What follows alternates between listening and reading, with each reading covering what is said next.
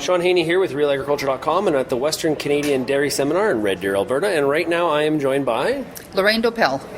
And tell us a little bit about yourself, Lorraine. I'm the program manager or the chair of the program committee. So I'm essentially responsible for putting together the program with the help of my committee members. And so I've been on this committee since 2004 and have been the program chair since 2006. And that's what I do.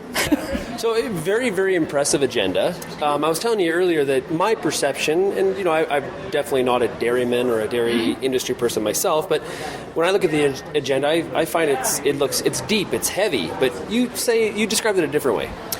I call it technical information, but presented in a way that the dairy producer or somebody not that familiar with the dairy industry can actually understand. So we take complex issues and we have our speakers speak at a level that is clearly and easily understandable by our dairy producers.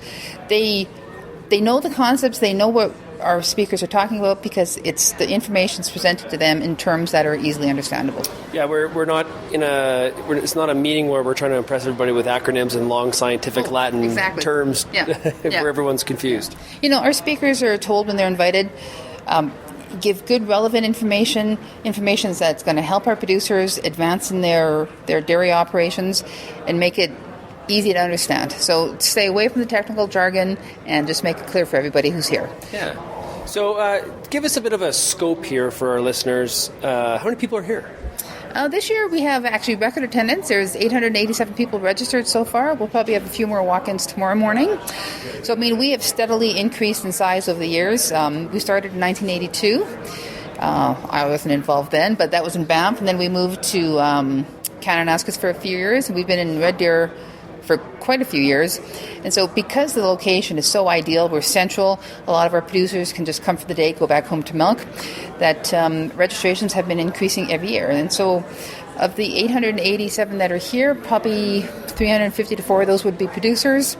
We have government representatives here. We have a few vets. We'll have industry representatives, nutritionists, feed companies. So the whole gamut, everybody who's involved in the research or in the dairy industry can and probably is here. So in your time being involved with the conference, has anything dramatically changed? Now, obviously, the size has changed, but the kind of content, like this morning there was a whole session on animal welfare and stakeholder relations. I'm sure that wasn't on the agenda in 1982. Yeah, the focus on the consumer or the public has definitely just emerged in the last few years. Like traditionally, we would have talked about nutrition, reproduction, and so that those items are still on the agenda. Then we sort of evolved into more the human resources side of things, so succession planning, the human management on your farms, and now this year and last year, more focus on the public and, that social license to make milk and how we communicate with the public. As been mentioned several times, agriculture is only 2% of the people now, so people are so far removed, they don't really understand what our producers are doing on the farm, and so our producers need to learn how to talk to consumers to let them know that we are treating our animals fairly and properly. Yeah, well, thanks a lot for joining me today. Enjoy the rest of the conference and good luck with it. Thank you very much.